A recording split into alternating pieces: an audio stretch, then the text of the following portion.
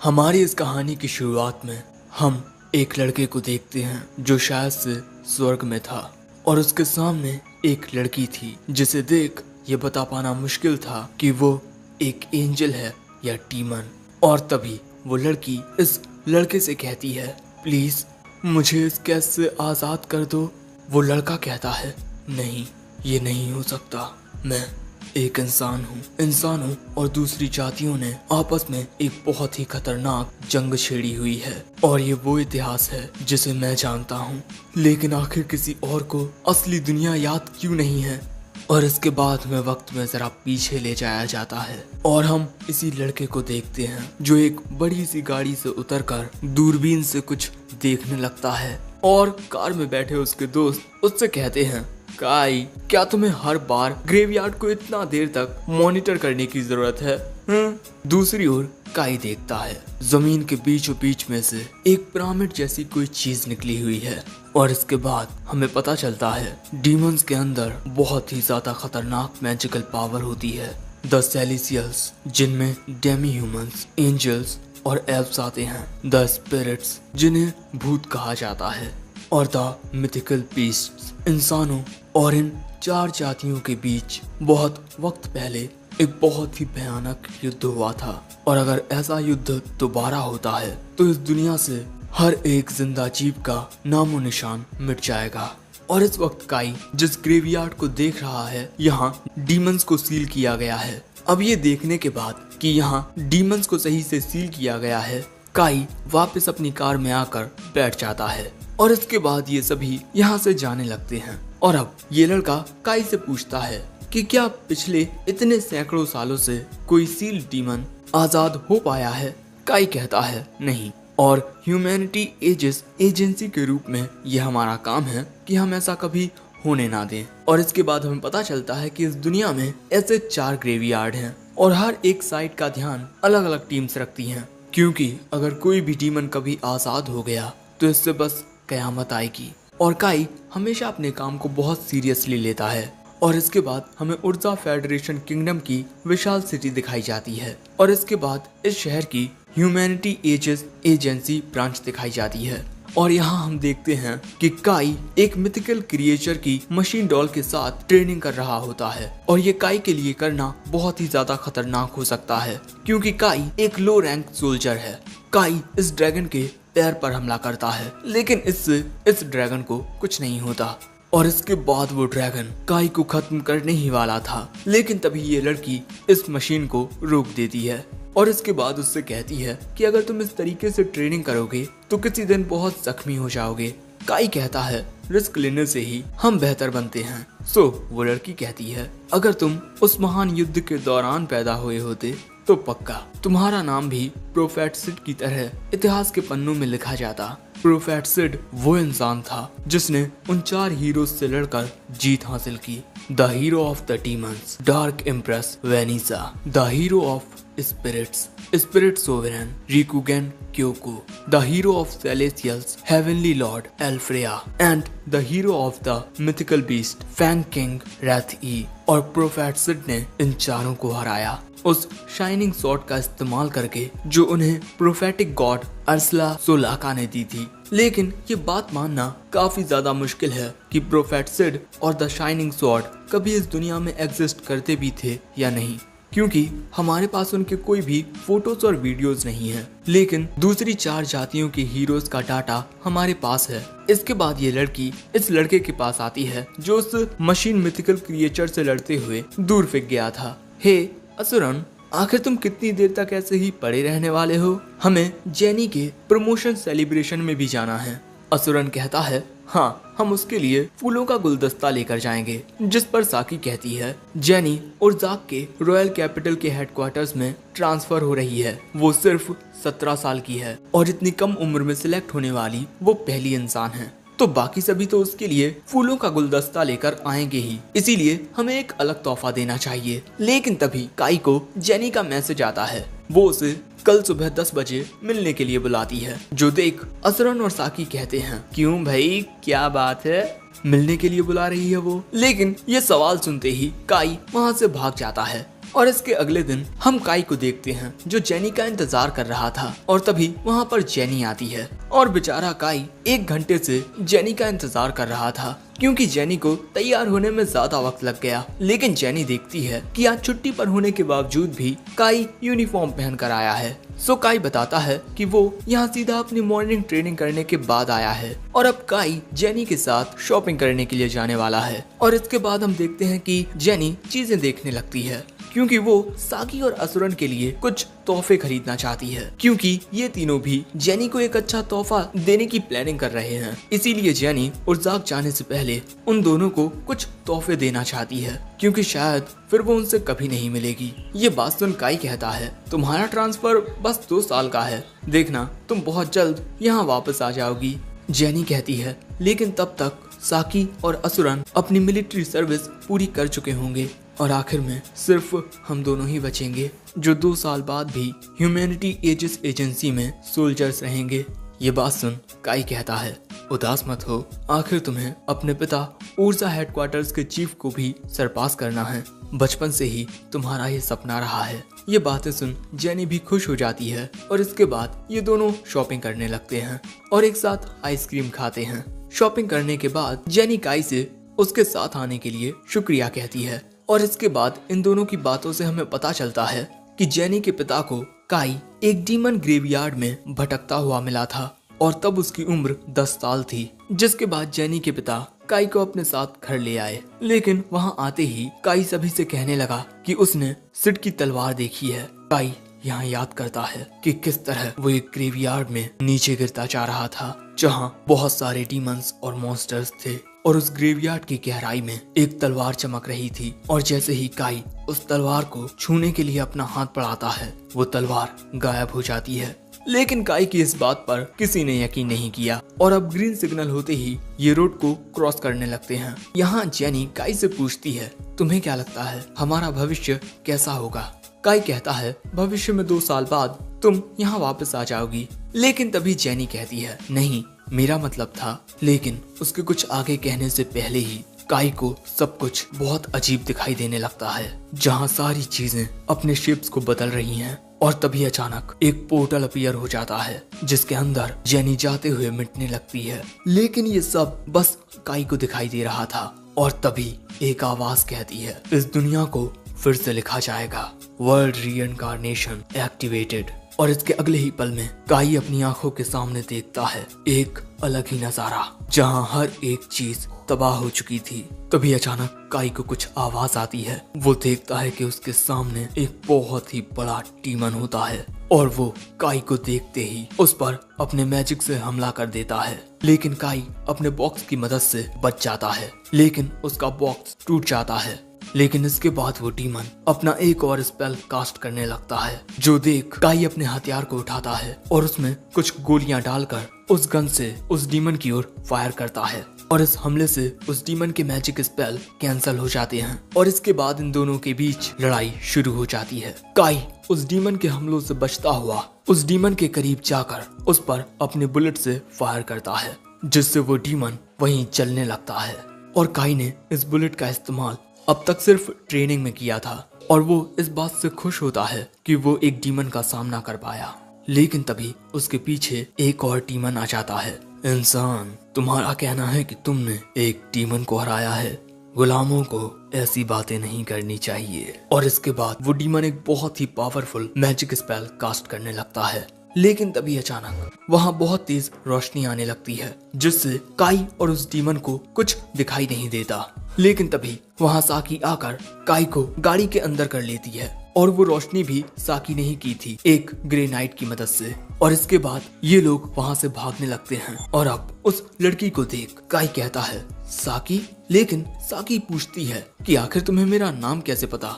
और यहाँ असुरन भी होता है, लेकिन इन दोनों को ही काई याद नहीं होता। सो अब काई कहता है, तुम दोनों को मैं याद नहीं, हम तीनों ह्यूमैनिटी एचएस एजेंसी में सेम यूनिट में थे। लेकिन साकी कहती है, तुम ये क्या बोल रहे हो? हम सोल्जर्स ऑफ रेजिस्टेंस हैं। एक मिनट, क्या तुम रेजिस्टेंस के बारे में नहीं जानते? The human rebel army. ये बातें सुन काई पूछता है, आखिर इस दुनिया में ये सब क्या हो रहा है? सो अब ये दोनों उसे बताते हैं, आज से लगभग 30 साल पहले एक बहुत ही भयानक युद्ध हुआ था 5 जातियों के बीच, जिसमें इंसानियत हार गई। जिसके बाद पूरी दुनिया पर उन 4 जातियों ने अपना राज कर लिया और अब इंसान भागते हुए छुपते हुए बहुत मुश्किल से जिंदा हैं। और ये उर्जाक किंगडम की विशाल सिटी है। दुनिया के अलग अलग किंगडम्स पर वो 4 जातियां राज करती हैं और हमारे इस किंगडम पर डीमंस का राज है। इसके बाद ये सभी एक अंडरग्राउंड जगह पर आते हैं और यहाँ साकी एक दरवाजा खोलती है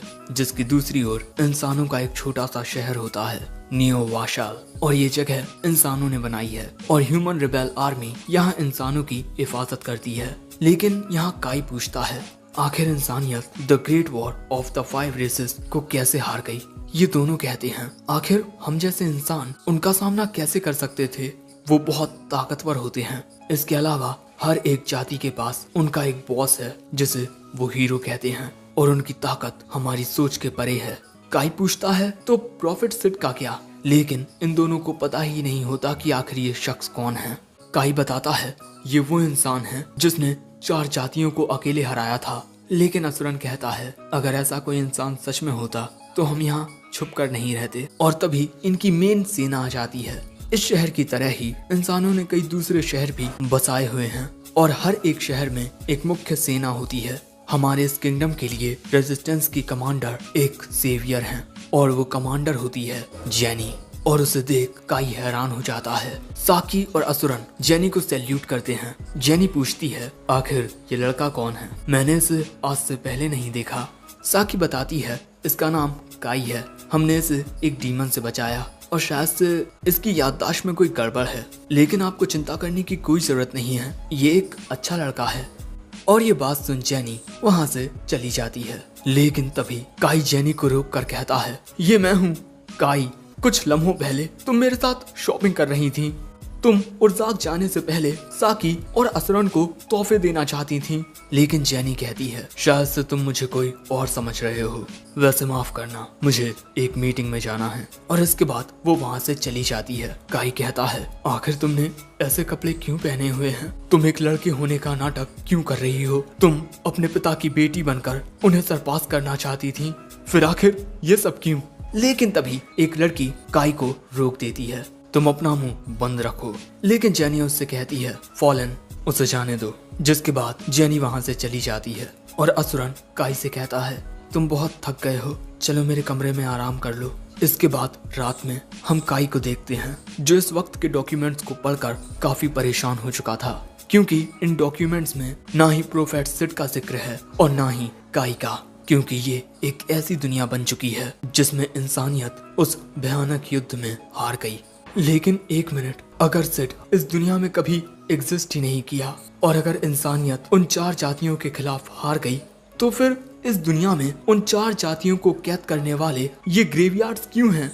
लेकिन अगले दिन जब काई इस बारे में साकी से पूछता है तो उसे ग्रेवयार्ड के बारे में कुछ पता नहीं होता। इसीलिए अब काई असुरन से कहता है, मुझे कहीं जाना है, क्या मैं गाड़ी ले जा सकता हूँ? सो असुरन उसे गाड़ी की चाबियां दे देता है और ऐसा असुरन से ऑटोमेटिकली हो गया।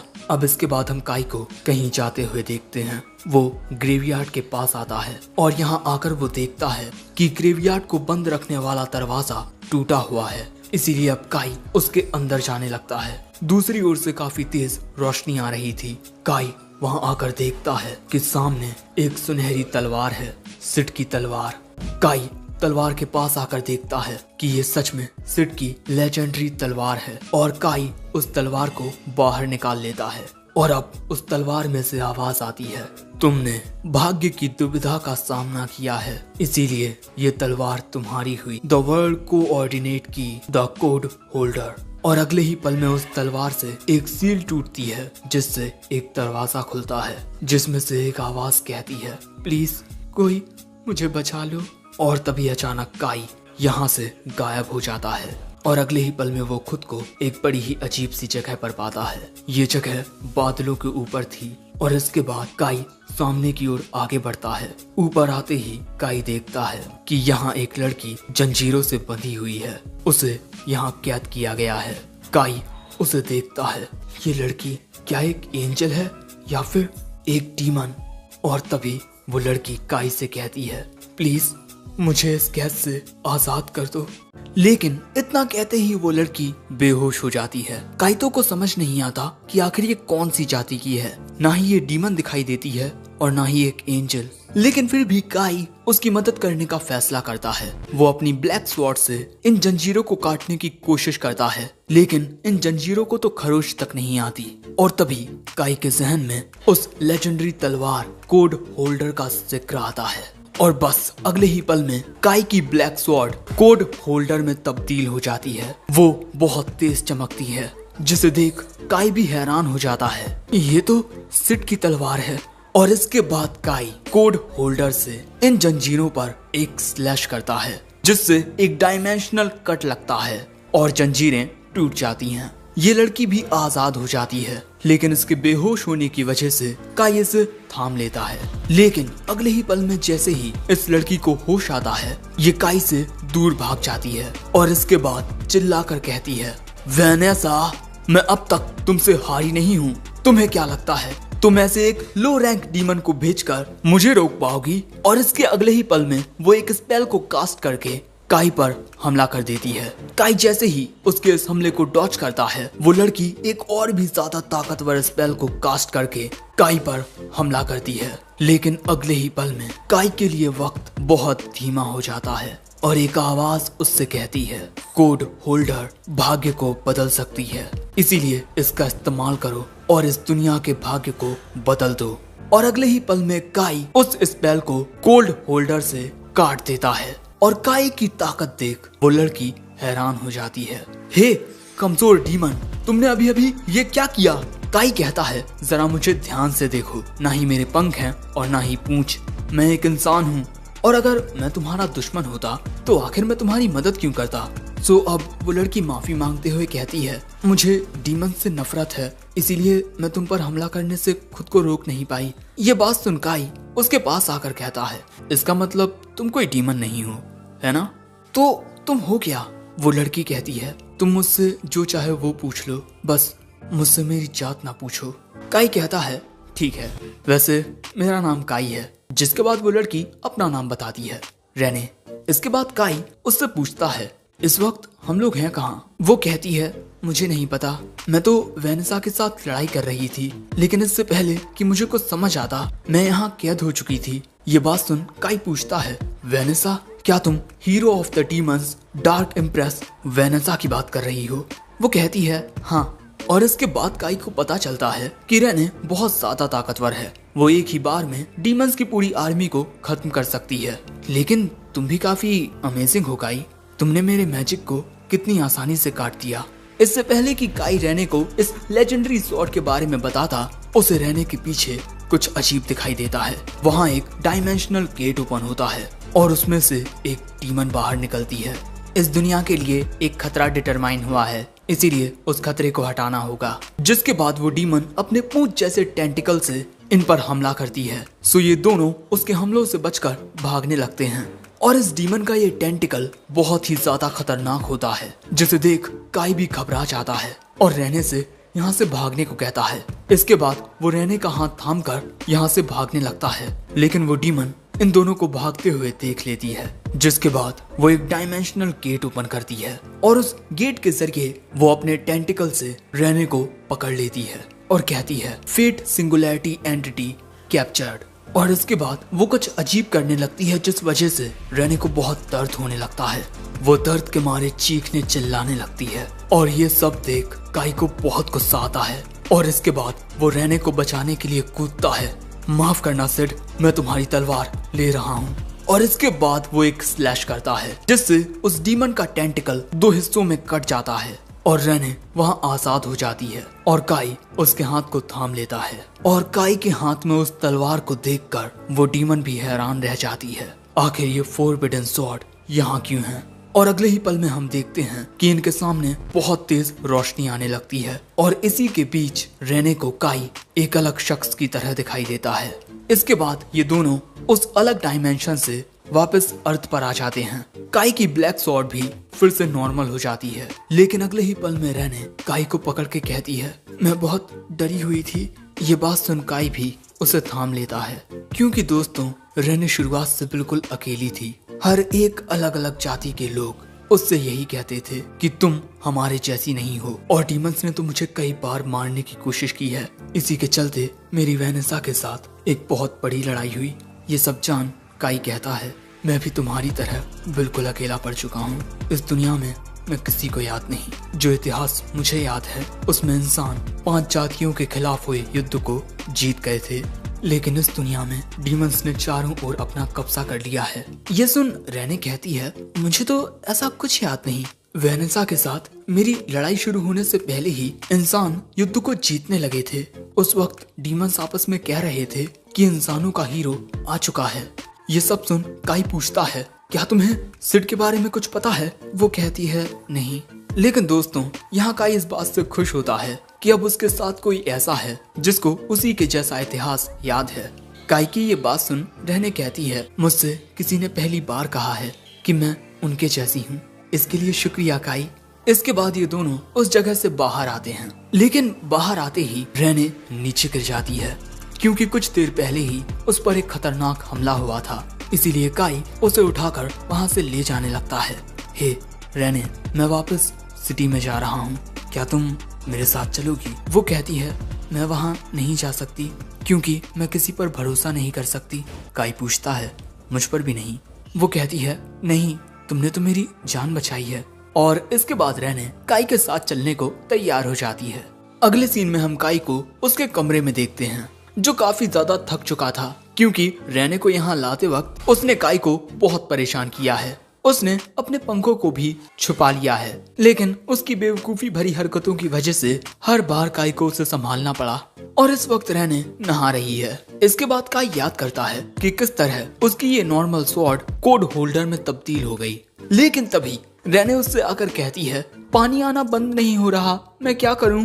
काई शर्माते हुए कहता है, अरे पहले तुम अपने कपड़े तो पहन लो। वैसे इसके बाद रेने काई से कहती है, तुम इंसान गर्म पानी से नहाते हो, कितना अजीब है। मैं तो हमेशा ठंडे पानी से नहाया करती थी। इसी के साथ ये बिस्तर भी कितना मुलायम है।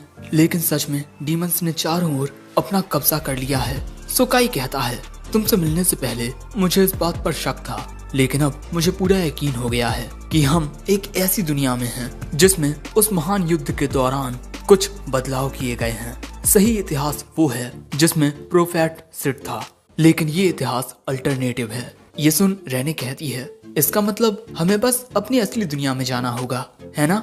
वो कहता है, हाँ, लेकिन वहाँ जाने का हमारे पास कोई रास्ता नहीं है। अगले सीन में हम देखते हैं कि काई सो चुका है, लेकिन तभी रेने उसे जगाकर बताती है कि उसे डीमंस का मैजिक सेंस हो रहा है। और अगले ही पल में हमें पता चलता है कि शहर पर हमला हो गया है। उनका जो बैरियर है, डीमंस उसे तोड़कर यहाँ आ चुके हैं, जिस वजह से अफरा तफरी मच जाती है। तभी काई और रेने भी बाहर आते हैं। ये नजारा देख काई कहता है, इस दुनिया में सिड नहीं है, इसी वजह से इस दुनिया के लोगों की जान बचाने के लिए मुझे सिड का किरदार निभाना होगा। दूसरी ओर हम सोल्जर्स ऑफ रेजिस्टेंस को देखते हैं, जो इन डीमंस पर हमला कर रहे थे, लेकिन उनके हमलों का इन पर कोई असर नहीं होता। वहीं दूसरी ओर साकी के पीछे अचानक ही एक बड़ा डीमन आ जाता है, लेकिन उस डीमन के साकी पर हमला करने से पहले ही उसे बचाने के लिए काई आ जाता है और वो उस डीमन को वहीं गिराकर और साकी से इन डीमंस की बॉडीज पर पानी फेंकने को कहता है, क्योंकि इन डीमंस के शरीर पत्थर से बने हैं, जिस वजह से इनकी बॉडी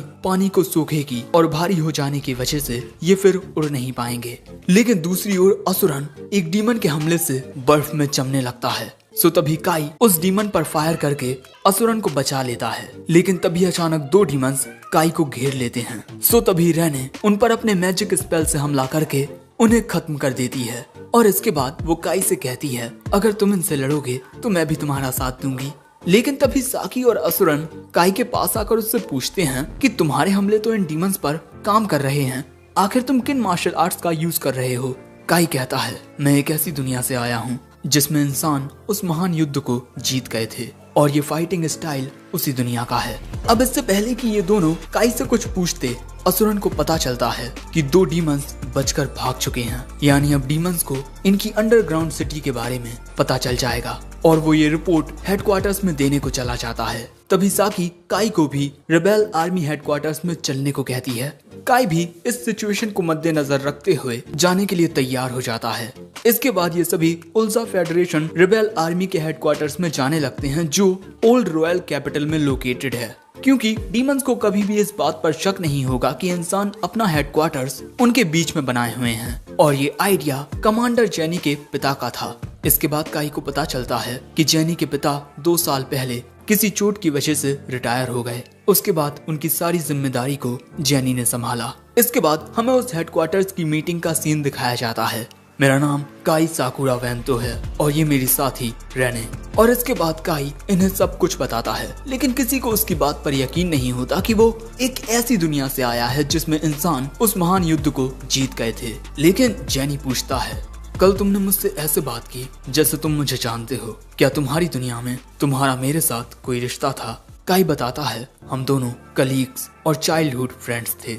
तुम हमेशा मुझसे कहती थी कि तुम ऑग और केयर की तरह बनना चाहती हो। और ये नाम सुनकर जेनी हैरान रह जाती है, लेकिन अगले ही पल में वो खुद को संभाल कर कहती है, आज की मीटिंग यहीं खत्म हुई। अगले सीन में हम रेने और काई को उनके कमरे में देखते हैं, लेकिन तभी उनके पास फॉलन आती है और इसके बाद वो इन दोनों को जेनी के पास ले जाने लगती है कुछ बात करने के लिए। काई यहाँ पूछता है, क्या तुम्हें मेरी बातों पर यकीन है? वो कहती है, तुम्हारी नॉलेज और स्किल्स के बेसिस पर ही हम तुम पर भरोसा करेंगे। और इसके बाद वो इन दोनों को उस कमरे में लेकर आती है जहाँ जेनी थी। और यहाँ हमें पता चलता है कि जेनी सच में एक लड़की है और ये राज सिर्फ फॉलन और कुछ वेटर्न एग्जीक्यूटिव्स को पता है, ऑग और केयर। मैं ये जान बहुत हैरान हो गई कि तुम्हें मेरे पिता और ग्रैंडफादर के निकनेम्स पता हैं। मैं तुम्हारी हर एक बात पर यकीन तो नहीं कर सकती, लेकिन तुम्हारी स्किल्स और नॉलेज भरोसा करने लायक हैं। इसीलिए मुझे तुम्हारी मदद चाहिए। हम बाकी की 5 ह्यूमन सिटीज के साथ मिलकर नियो वाशाल में घुसने वाले और यहाँ के आसपास के डीमंस को खत्म करेंगे। अगर हम कामयाब हो गए तो हमें नियो वाशाल को छोड़कर जाना नहीं पड़ेगा और तुम्हारी मदद के बदले में तुम्हें इनाम भी दिया जाएगा। जिस पर रेने कहती है कि तुम भले से ही वहाँ पर मौजूद डीमंस को हरा दो, लेकिन उस लड़ाई की वजह से वहाँ पर और भी बहुत सारे डीमंस आ जाएंगे और अगर वहाँ कोई हाई रैंकिंग डीमन आ गया तो उसके एक ही हमले से पूरी सिटी तबाह हो जाएगी। जेनी कहती है, मैं ये जानती हूँ, लेकिन हमारे पास कोई और दूसरा रास्ता नहीं है। सुकाई कहता है, तो हमें सिर्फ एक डीमन पर अपना निशाना साधना चाहिए, the hero of the demons, the dark empress Vanessa. Jenny कहती है, क्या तुम मजाक कर रहे हो? 30 साल पहले उसने अकेले ही हमारी पूरी डिफेंसिव फोर्सेस को पल भर में ही तबाह कर दिया था।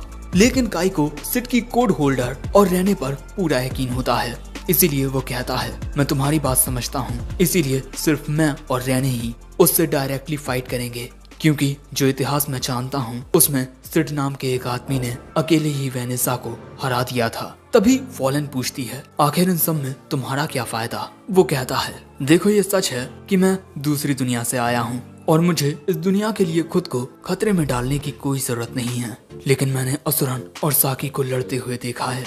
अगर मैं ये सब कुछ छोड़कर अपनी दुनिया में वापस चला गया तब मैं उनसे नजरें नहीं मिला पाऊंगा। इसके बाद काई इन्हें बताता है, डीमंस ज्यादातर बॉर्डर के आसपास ही होंगे। जब तक हम वेनेसा से लड़ेंगे तब तक रेबेल आर्मी को बाकी के डीमंस को संभालना होगा। जेनी कहती है, हम उन्हें सिर्फ कुछ घंटे तक ही रोक पाएंगे, लेकिन गवर्नमेंट पैलेस पहुंचने तक हमारी ज्यादातर सेना मर चुकी होगी। लेकिन तभी फॉलन बताती है कि पैलेस के पीछे एक प्राइवेट अंडरग्राउंड रास्ता है जिसका इस्तेमाल रॉयल फैमिली किया करती थी, इसीलिए सिविलियंस और डीमंस को इस बारे में कुछ नहीं पता। ये बात सुन जेनी पूछती है, अब तक तुमने मुझे इस बारे में क्यों नहीं बताया? वो बताती है, ये स्ट्रेटजी तुम्हारे पिता ने बनाई थी, लेकिन उस वक्त हमारे पास वेनेसा को हराने का कोई तरीका नहीं था। जेनी पूछती है, तो आखिर मेरे पिता ने मुझे क्यों नहीं बताया? मैं होने वाली अगली कमांडर थी। जिस पर काई कहता है, क्योंकि तुम उनकी बेटी थी और कोई भी पेरेंट अपने बच्चों को जानबूझकर खतरे में कभी नहीं डालेगा। और इसके बाद फॉलन कहती है, मुझे माफ कर दीजिए कि मैंने आपसे ये बात छुपाई, लेकिन अब मैं इस लड़के पर भरोसा करने का जोखिम उठा रही हूँ। सो अब जेनी कहती है, हमारे पास जरा सा भी हिचकिचाने का वक्त नहीं है, वरना नियो वाशाल तबाह हो जाएगा। अब वक्त आ गया है डीमंस के हीरो का सामना करने का। हम फिर से उर्जा फेडरेशन पर अपना कब्जा करेंगे।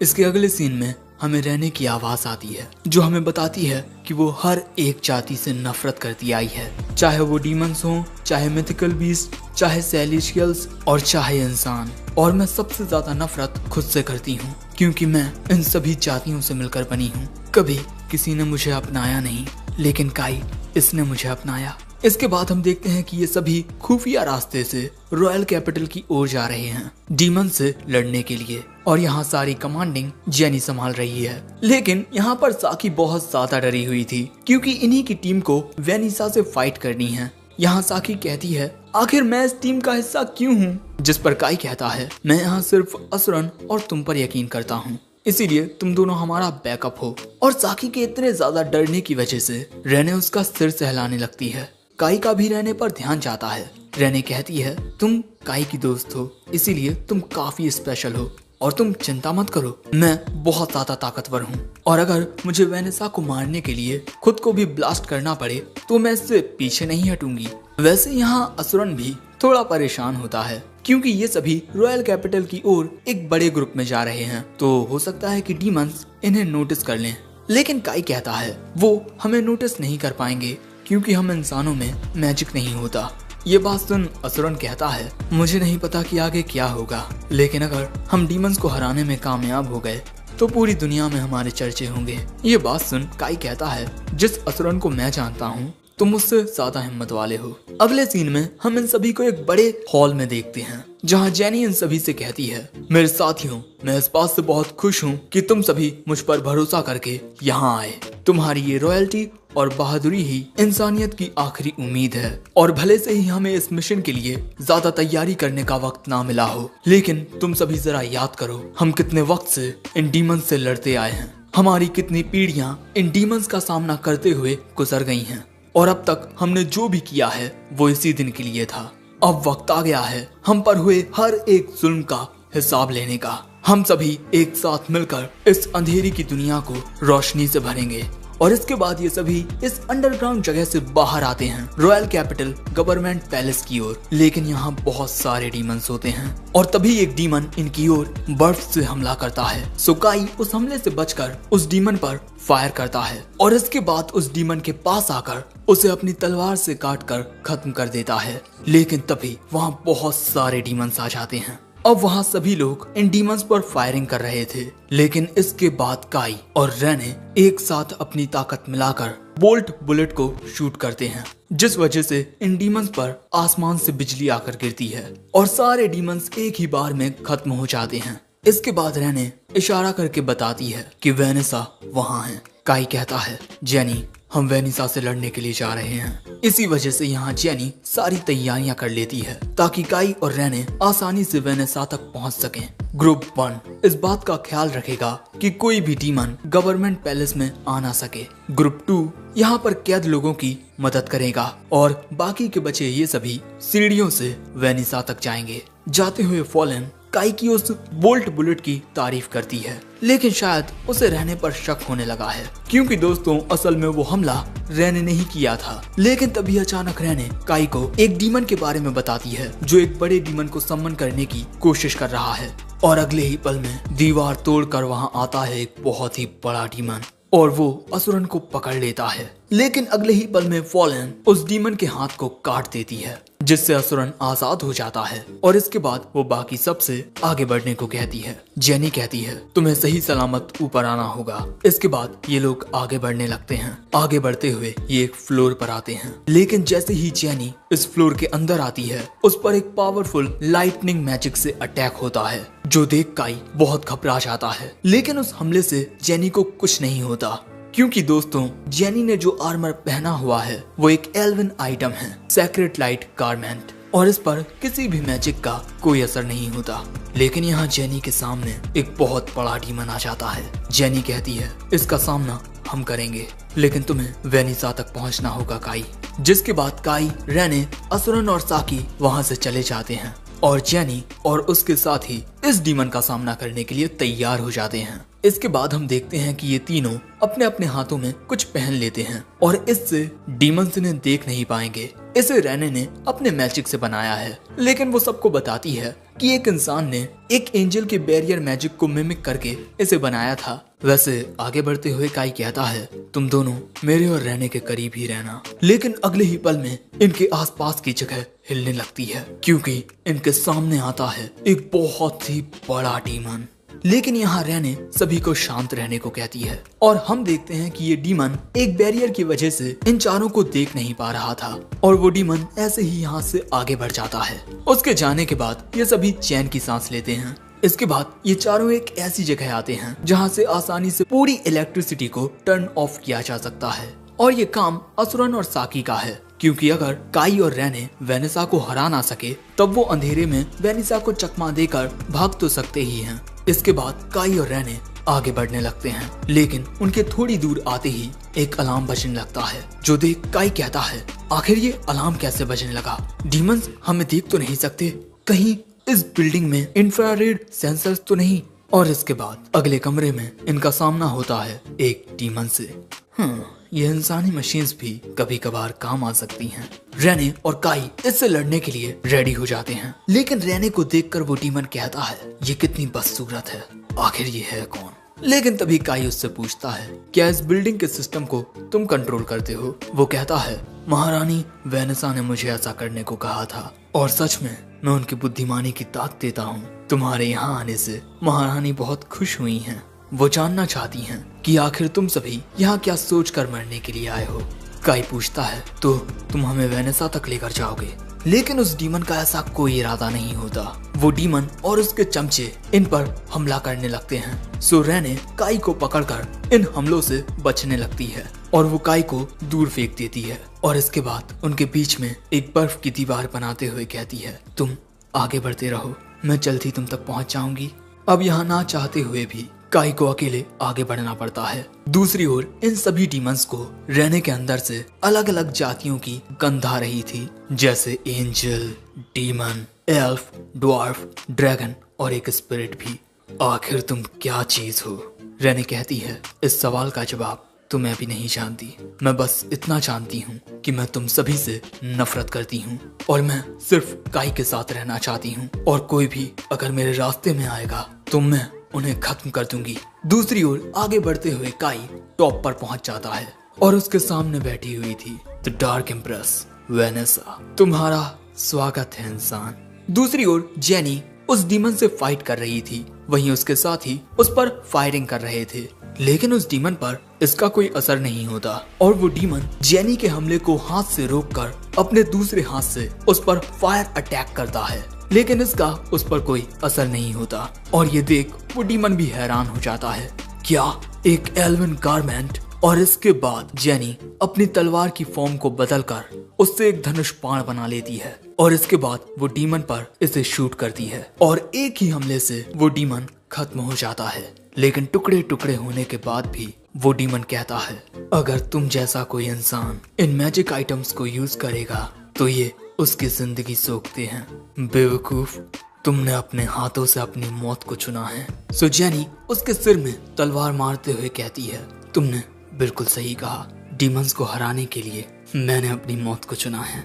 लेकिन तभी अचानक ऊपर से एक डीमन डॉग जेनी पर हमला कर देता है, लेकिन अगले ही पल में वो डीमन डॉग दूर जाकर गिरता है क्योंकि वहाँ फॉलन आ चुकी थी। लेकिन इसके बाद वो डीमन डॉग कहता है, मैंने एक इंसान के बारे में सुना है जो एक ड्रेक फैंग को हथियार बनाकर लड़ता है, तो वो तुम हो। इसके बाद हम फिर से द डार्क एम्प्रेस वेनेसा को देखते हैं। मैं सबसे ज्यादा ताकतवर डीमन एक सक्कबस हूँ। अगर तुम चाहो तो मैं तुम्हारे साथ कुछ प्यारा सा वक्त गुजार सकती हूँ। काई कहता है, बिल्कुल नहीं।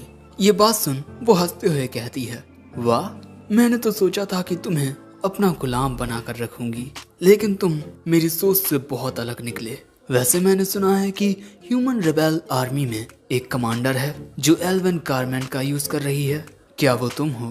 काई कहता है, नहीं, मैं तो बस एक आउटसाइडर हूँ जो एक ऐसी दुनिया से आया है जिसके इतिहास में तुम हार चुकी हो। शायद तुम मेरी बातों पर यकीन ना करो, लेकिन मैं इस दुनिया में अपनी मर्जी से नहीं आया हूँ। वेनेसा पूछती है, अच्छा तो मुझे किस जाति ने हराया था?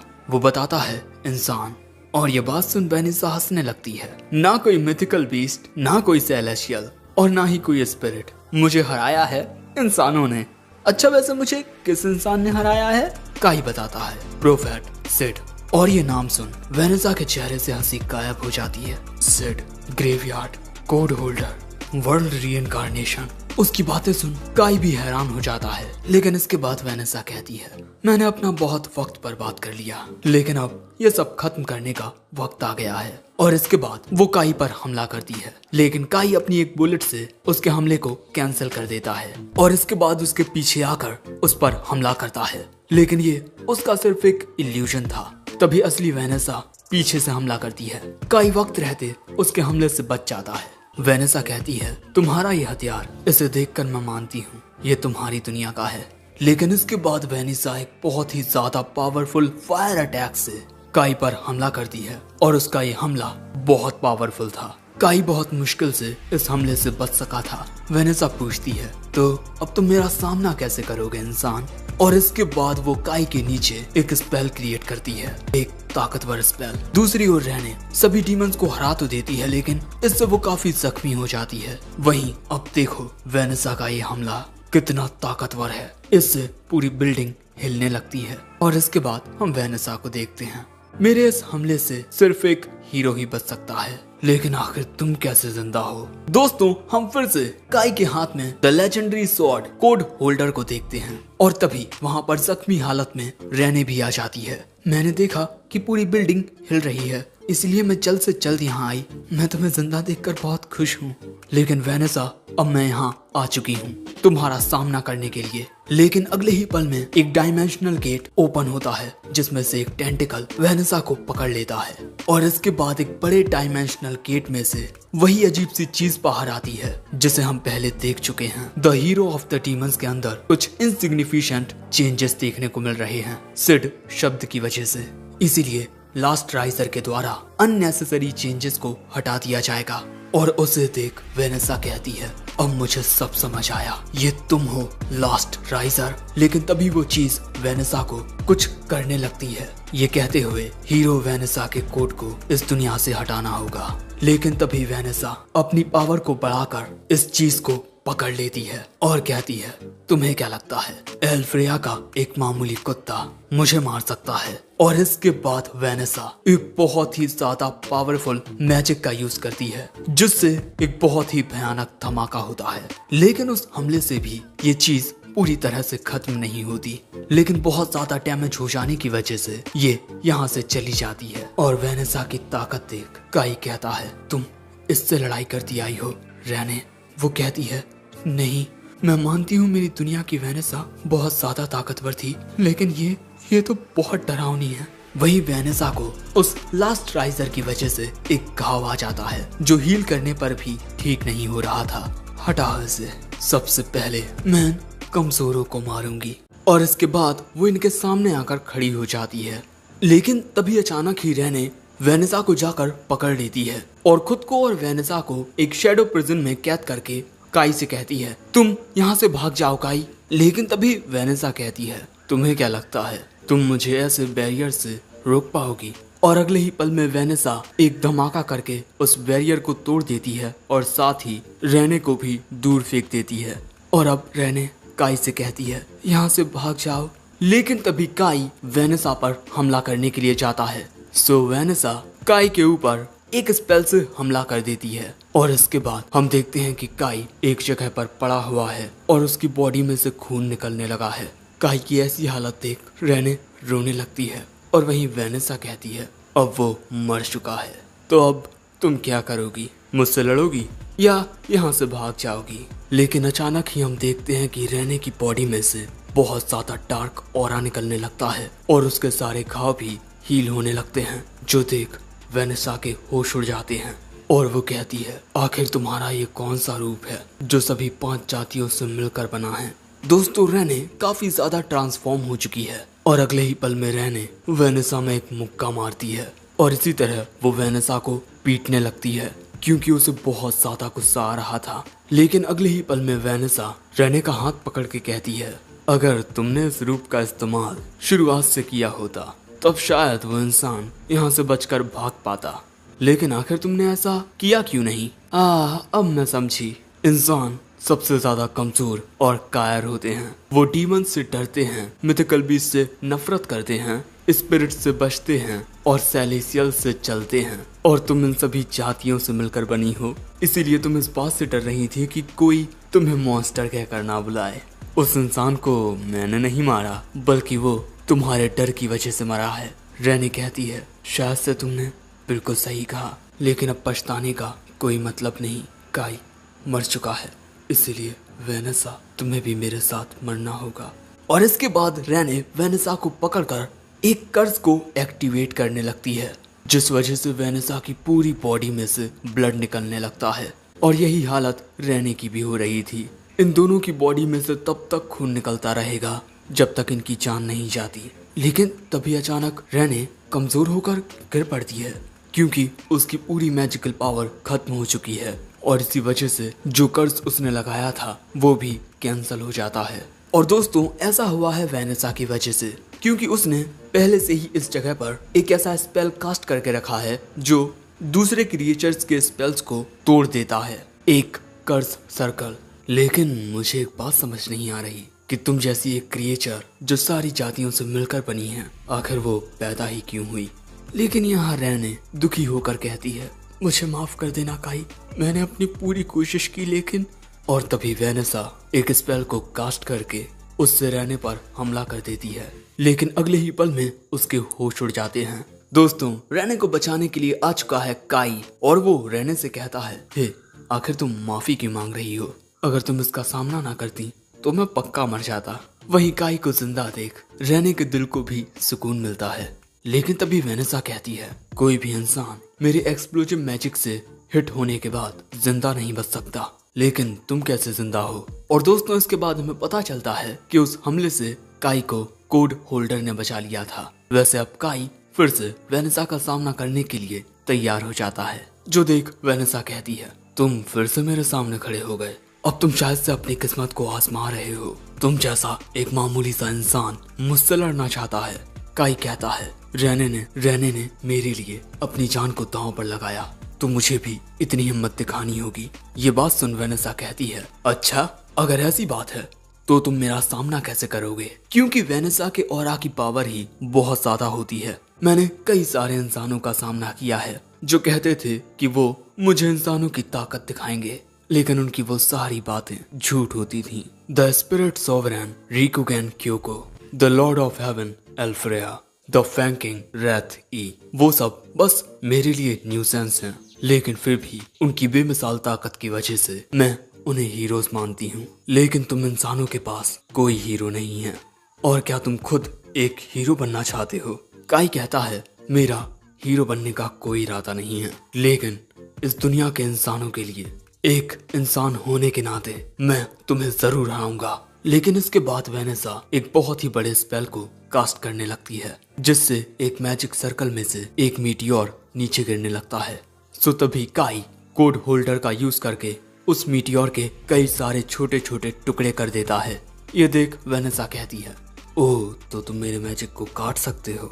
और इसके बाद वो एक और अटैक करती है जो इस बिल्डिंग को चारों ओर से घेर लेता है।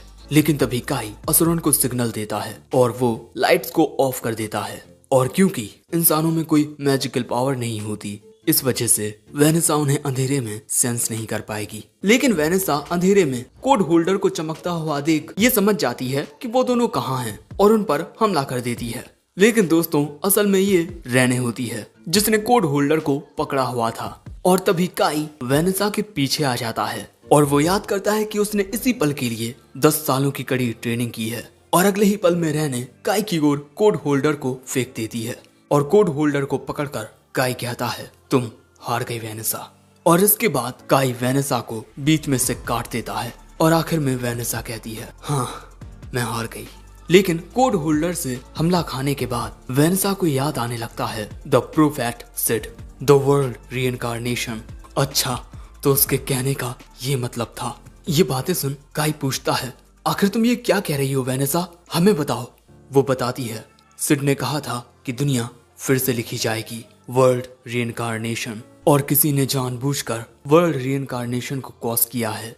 हो सकता है ये दूसरी 3 जातियों में से कोई हो, उसे ढूंढो। सिड ने ये सब होते हुए पहले ही देख लिया था और इसी वजह से उसने अपनी तलवार मुझे सौंप दी, और इसके बाद उस पल का इंतजार करते हुए मैं खुद को और इस तलवार को छुपाए रखी। लेकिन काई पूछता है, तुम ये क्या कह रही हो, तुम और प्रोफेट सिड तो दुश्मन थे। वो कहती है, हाँ ये सच है कि उस महान युद्ध के दौरान हम दुश्मन थे, लेकिन कुछ ऐसी भी घटनाएं हुई थीं जिनके बारे में तुम्हें पता नहीं। एक फोरबिडन कोड उस दुनिया में छुपा है जिसे तुम जानते हो, द जीरो कोड। ये काफी परेशान करने वाला जादू है, लेकिन इंसान, तुमने मुझे दिखा दिया कि इंसान भी बहुत हिम्मत वाले होते हैं। अब मैं क्या करूं, मैं यहाँ पर हार चुकी हूँ। वैसे कोड होल्डर से हिट होने के बाद वेनेसा की बॉडी गायब होने लगी थी, और ऐसे ही गायब होते हुए वेनेसा कहती है, तुम्हें खुद को तैयार करना होगा, और अगर हम कभी फिर से मिले तो मैं तुम्हारा सामना एक सक्कबस बनकर करूंगी, और तब मैं तुमसे इतना प्यार करूंगी कि तुम्हारे आंसू ही निकल आएंगे। और बस ऐसे ही वेनेसा गायब हो जाती है। और इसके बाद काई कहता है, आखिरकार हमने हीरो ऑफ डीमंस को हरा ही दिया। और इसके बाद चारों ओर अनाउंस कर दिया जाता है कि उर्जा फेडरेशन, जिस पर डीमंस का राज था, उसे उर्जा रिबेल आर्मी, जिसकी commander knight of the sacred light Jenny E Anais हैं, उन्होंने फिर से रॉयल कैपिटल उर्जाक को डीमंस को हराकर जीत लिया है। अगले सीन में हम देखते हैं कि असुरन, साकी सभी चैन की नींद सो रहे हैं। वहीं रेने और काई एक साथ होते हैं, और यहाँ वो रेने से कहता है, पहले मैंने सोचा था कि हम दोनों के साथ कुछ किया गया है, लेकिन अगर वेनेसा की बातें सच थीं, तो हमें छोड़कर पूरी दुनिया के साथ कुछ हुआ है। और तभी इनके पास जेनी आती है और वो कहती है, भले से ही अब इस जगह की हालत अच्छी ना हो, लेकिन तुम दोनों की बदौलत हम डीमन से जीत चुके हैं, इसीलिए हम तुम्हारा शुक्रिया अदा करते हैं। वैसे तुम इस बात से खुश नहीं लग रहे।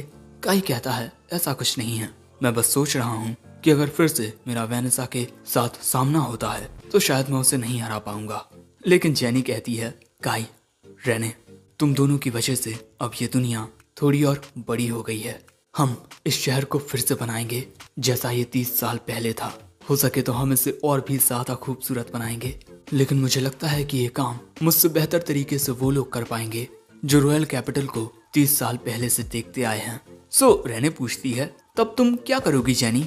वो कहती है, मैं उर्जा को छोड़ दूंगी। ऐसी 3 बड़ी फेडरेशंस हैं जिनको जीत लिया गया था, IO federation to the east, Yulan federation to the south and Skulls federation to the west. लेकिन अब इन तीनों पर अलग अलग जातियों का राज है, और इन तीनों राज्यों में ऐसी रिबेल्स आर्मी हैं जो इन राज्यों को वापस पाने की कोशिश कर रही हैं। उन पर राज करने वाली जातियों का सामना करके मैं जाकर उन दूसरी रिबेल आर्मीज की मदद करूंगी। आगे फॉलन कहती है, ये खबर कि इंसानों ने the hero of the demons को हरा दिया है पूरी दुनिया में तेजी से फैल रही है, और इस दुनिया को फिर से जीतने के लिए हमें तुम दोनों की मदद चाहिए। जेनी कहती है, अगर तुम दोनों हमारा साथ दोगे तो हमारे पास एक नई उम्मीद रहेगी कि हम इस दुनिया को फिर से जीत सकते हैं। मैं चाहती हूँ कि तुम हमारा साथ दो इस महान युद्ध को खत्म करने के लिए। वैसे इसके बदले में तुम जो मांगोगे हम वो तुम्हें देंगे। काई कहता है, नहीं, मुझे कुछ नहीं चाहिए, मैं तो बस देख रहा हूँ कि तुम कितनी ज्यादा अमेजिंग हो जेनी, क्योंकि जिस जेनी को मैं जानता हूँ, हाँ, वो काफी ज्यादा एम्बिशियस है, लेकिन इसी के साथ वो काफी ज्यादा चाइल्डिश भी है। वो कई बार मेरी ट्रेनिंग के दौरान पर्सनल मैटर्स पर बात करने के लिए मुझे कॉल करती थी, ये कहकर कि उसे काम के सिलसिले में बात करनी है, और उसे हमेशा अपने भविष्य की चिंता रहती थी। ये बातें सुन जेनी कहती है, क्या किसी दुनिया में मैं ऐसी हूँ? इसके बाद काई रेनी की ओर देखकर जेनी से कहता है, अगर तुम इस दुनिया में फिर से खुशियां लाना चाहती हो तो मैं जरूर से तुम्हारा साथ दूंगा। इसके अलावा मैं बाकी के 3 हीरोज को हराने में तुमसे मदद मांगने ही वाला था। और इसके बाद काई जेनी की ओर अपना हाथ बढ़ा के कहता है, चलो सदियों से चली आ रही इस लड़ाई को एक साथ खत्म करते हैं। इसके बाद जेनी काई से हाथ मिलाती है, और तभी रेने भी वहां आकर कहती है, मैं काई के साथ रहना चाहती हूँ, इसीलिए मैं भी तुम्हारा साथ दूंगी। अब मस्त आराम करने के बाद सभी सोल्जर्स उठ चुके थे और यहाँ जेनी उन सबसे कहती है आखिरकार हम सभी ने एक साथ मिलकर रॉयल कैपिटल पर फिर से जीत हासिल कर ली। और ऐसे ही वो उन्हें और भी बहुत सारी बातें कहने लगती है। वहीं दूसरी ओर काई रहने से कहता है इस दुनिया में उस महान युद्ध को खत्म करने के लिए कोई सेट नहीं है, इसलिए अब मैं खुद इस लड़ाई को खत्म करूंगा और पता लगाऊंगा कि आखिर कौन इस वर्ल्ड रीइंकार्नेशन के पीछे है। और दोस्तों यहाँ रहने को काई के अंदर कोई और ही दिखाई दे रहा है। और तभी रहने कहती है मैं भी इसमें तुम्हारा साथ दूंगी। और इसके बाद ये दोनों इस महान युद्ध को खत्म करने के लिए निकल पड़ते हैं। और इसी के साथ ये एपिसोड एंड हो जाता है।